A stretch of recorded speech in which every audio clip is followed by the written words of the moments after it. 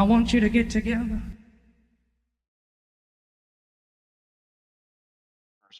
Just to pick your brain a bit about Greek mythology, one thing that I thought was fascinating in the Book of Enoch, how it talks about the fate of the women who mated with the angels and they became sirens, is what it says Yeah. specifically.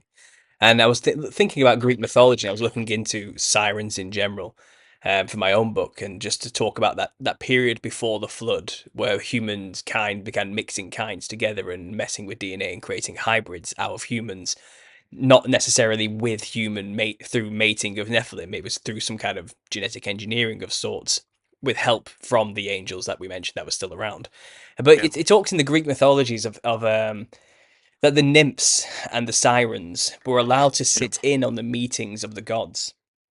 Yeah. In Egyptian mythology, whenever Mount Olympus had a meeting, and all the gods got together, it's like the sirens were allowed to join them, even though they weren't gods Yeah. themselves. They were considered, at a level. And if you think of them as the wives and Yeah. the harems of the gods, in a sense, it makes sense why They were they're ra- allowed. they were raised to be mother goddess status Yeah. because they were producing in that sort of understanding a son of a god Hmm. or a female of a god, depending on which gender that was born. And so through that, they were raised to that status. It took on the Queen of Heaven like status, which is, again, so heavily conflated. But then you have to distinguish the Queen of Heavens before the flood, after the flood, and the demigods. Yeah. So that the Sirens are looked at as being, the mother of gods, or the mother of God, as in the sort of the Mary apparition sort of thing, as she Yeah. talks about being the mother of God. And so that's one of those concepts that we have to understand, that whether or not they survived the pregnancy or not, Hmm.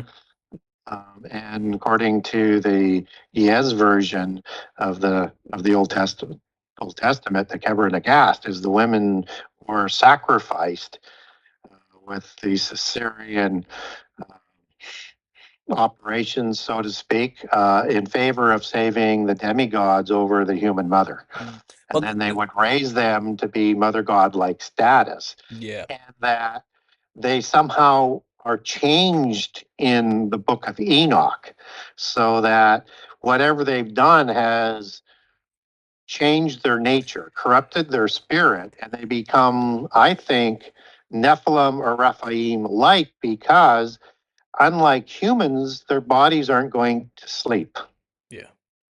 and they're going to be part of the organizational structure, part of the hierarchy, and elevated to a special status. So that's what I wanted to ask you, really. What do you think the deal is with these guys? Then do you think that the change that happened, so they became sirens? That's kind of all we know. We're not really Yeah. told how. Is it a punishment from Yeah. God for doing what they did, or is it a gift from the angels for going along and being the mothers of their children? What is It it is. exactly? I don't haven't gotten into this in any of my books, but and again, because there's so many out there things that you can get into, but Mm, I think you can look at how the sirens are equated with mermaids yeah. and other similar kinds of beings as you get into the Middle East, with the etymology of siren and how they come about, and connections to the Queen of Heaven and things like that. You have a scenario where they have a body of some sort, a physical body, Hmm. but nowhere in prehistory do we get an explanation that adequately says how that happens, if No. they died, or how they were transformed. No. So there's either an intercession to change them into that from what a human woman was, and in a healing process to save them, or there was what I talk about in the new book, an oiketerion that was created for them. And what an oiketerion is defined as a dwelling place for the spirit. Right.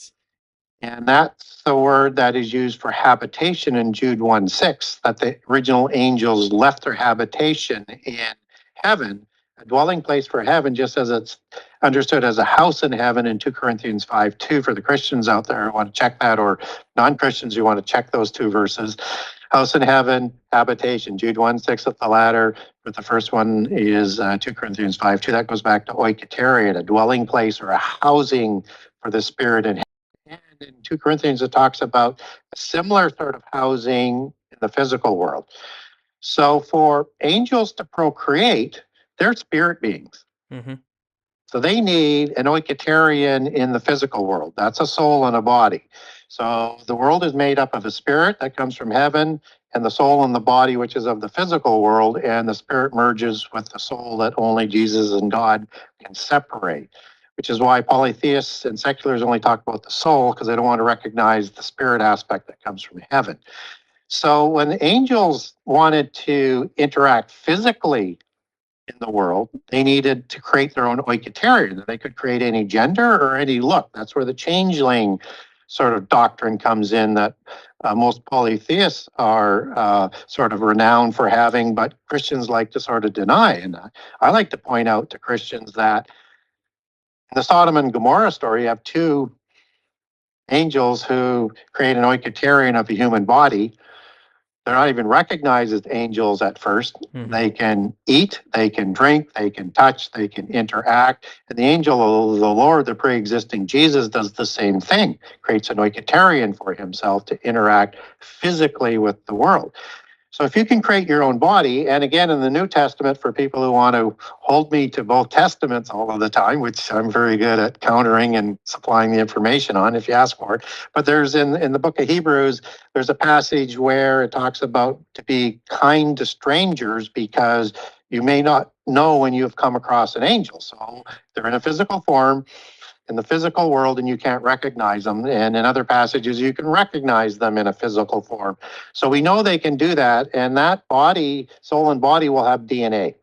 Yeah. So they can pass on that DNA and somehow they pass on the counterfeit spirit to the spurious offspring, which are immortal spirits at first.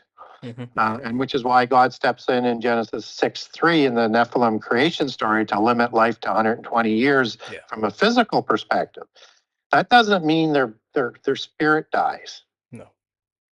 They are the disembodied spirits, which after their body died or killed, like by taking the head, and I get into that in great detail in the book in several parts on why that's important to understand. Their bodies their spirits are going to wander the earth, Mm-hmm. or if they're successful and before they were beheaded and had enough adept knowledge within their mystical religions, they could find their way to their heaven, which is Hades or Sheol or the underworld, the other world, all these different names where their gods rule from, and that they could live amongst the gods. And so in the Ugaritic texts, you have them doing these funeral processions for dead kings by the Rephaim ruling kings to make sure they get there. And in the Egyptian religion, you have them sailing on these boats into the underworld because they've successfully navigated through the mysteries to be able to get there. But if they can't get there, then they have to wander the earth, and or they're going to be shut into the abyss prison along with the godfathers, the fallen angels, the Nephilim. And biblically, we get that in Ezekiel 32. They're called the terrible ones, who are talking from the prisons in the sides of the pit Mm-hmm. prison to Pharaoh, who is also a Rephaim dynastic king. And they're called the terrible ones who did terrible things to humans while they were on the earth. And when they were killed, they were slain, beheaded, shortening the story. Mm-hmm. That's why they're in the pet prison. So humans sleep Yeah. when we go. So ghosts and things like that, these are the disembodied spirits of the Nephilim and the Rephaim. Absolutely. No, I agree with you completely. I mean, it's funny because the realm I'm in conspiracy world, I talk with a lot of people who come out of the New Age world where they commune with spirits in the astral realms and things like that. And the most common thing that people discuss is that they interact with these entities which look like jesters. It's a really common Yeah. theme, which where my work comes into it, this whole the Nephilim look like clowns thing, Yeah. But when people, talk about these realms. They talk about them like there's some kind of fantastical other world that is beyond ours, which is higher than ours in some way. But when I try to describe it to them, I say, no, what you're looking at is just the other side of this world. It's still this world. They are actually just in this, the pipe work of this world, the coding, the behind the scenes world in Yeah. a sense, because they don't have a body.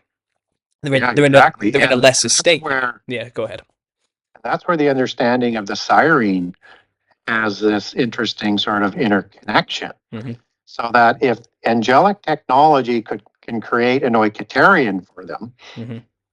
so that they can physically interact at least for a while Yeah. until those gods were taken away and obviously restricted more thereafter, because you don't see these mermaids and these female goddesses in those types of forms after a certain period of time after the flood. That sort of coincides similarly with the original gods, let's say, of Zeus and Baal and Anki and Osiris and Isis. All of those offspring gods disappear. They no longer walk amongst the humans. Hmm. All of that disappears in a similar sort of period of time. But if you want these disembodied Nephilim, the demigods, in the end time, physically interact in the world, other than, let's say, in other types of oiketerions like a teraphim, which is a talking idol, or in computer programs, daemons, as are Yeah. sort of called in the lingo with AI and things like that, which they may or may not be able to do. There's lots of people who certainly believe they can make a home in there, and the teraphim model in the Old Testament Mm. suggests that there's that kind of capability. That means a talking idol. So Yes. there's something supernatural, preternatural going on there. They're going to create, I think, an oiketerion for these disembodied spirits in the end time. They're going to create either new giant bodies or chimera type of beings. And again, interesting, we get a chimera type of being in the Epic of Gilgamesh, Hmm. Epic of Gilgamesh with King Hababa of the Cedar Forest, which is Mount Hermon, by the way. Hmm. Um, and so he's ruling from there, and he's got multiple animal parts to him. Hmm. There's something different in the creation with King Hababa than there is with Gilgamesh. And I Yeah. think that's that DNA manipulation that is part of that angelic technology as well. And I think we're just starting to catch up on now, so that will be like the days of Noah, which they had both before and early after the flood. Well, there's one particular goddess in Greek mythology called Echidna, and she is basically Yeah, a half siren female snake woman, monstrous in yeah, nature, and she mates regularly with the sea god Typhon, I think his name is, and yeah, she is the mother of many beasts and monsters, 12 of them, I think, yes, such as the chimera, the three-headed Cerberus, the Hydra. She gave birth yes, to all these monsters and creatures through basically being like a brood mare, for yeah. the angels to come. You There's, described there's like a place they can put the spirit in a sense before giving them yes, a body to manifest physically to mate with, and it's described in the Greek mythology that she's underground. The gods have put her underground in a special place, which is ordained in gold. It's like a palace of gold where she's kept and looked after basically because she's so precious to the gods because she births all these monsters for them basically. And yeah. when you're talking about like an essentially like a pocket dimension created for them to go afterwards, maybe is that the parallel? Is that what that is? And you've given me some thought there with this description you gave. Yeah, I think I mean, in the occult, you have all of these portals to the underworld that's in another dimension, Hmm. right? Yeah. And also, one of the abilities, if you subscribe to giants surviving the flood, that they could be in the earth, but in another dimension. Hmm. Yeah. And so it's thought that the underworld and is also the location of the pit prison in a different part of the underworld, but is in the Earth space, but on a different sort of wavelength, so to speak. And that all of the aliens and all of these things that we see that are phenomena in the world that are explained, they tend to go back and forth between the portals. Hmm. And so, I mean, Mount Hermon has the gateway to the Hades, right? It has one of the most famous occult sites in the whole world. And it's at, Mount Hermon, which was the home of the assembly of the gods, uh, the Baalim. And again, you get that same sort of imagery in all the different cultures that they had this assembly of the gods, probably just a different pantheon and Hmm. 7 holy mountains around the world is generally is the main number. Yeah. So yeah, so you have this world and you have this mother goddess that's producing other types of beings. It's like the hive understanding of bees, the queen bee Hmm. that creates with this nebulous forces, male forces, creates all of the bees underneath, and that they can communicate with telepathy, which is that hive mind, which is they thought that the Nephilim and the Rephaim had, Hmm. that they worked as one mind, Yeah. which helped them to do great things which you couldn't do individually. So, yeah, there's all of these different interesting mythical stories where they create these different types of beings. And then you have other kinds of beings that are created, and there are different gods and goddesses that are involved in this in each of the pantheons. So, for example, you have Bast, who creates a number of types of different creatures, including the Black Panther um, type of beings that are in the superhero movie. Yeah. The most famous one is Tiamat, Tiamat. out of the Sumerian pantheon, who's a Leviathan-like creature. Because Hmm. all of these are, basically serpentine type of creatures, and she creates things like um, the scorpion beings that are described in Revelation 9. She creates giants and heroes and all sorts of different kinds of creatures, and you get that, coming out of sort of the, mixing cultures, that Pandora box of creation Hmm. out of the Greek mythology that plagued certainly the antediluvian world, and we think by some of the similar accounts after the flood, shortly after the flood as well. So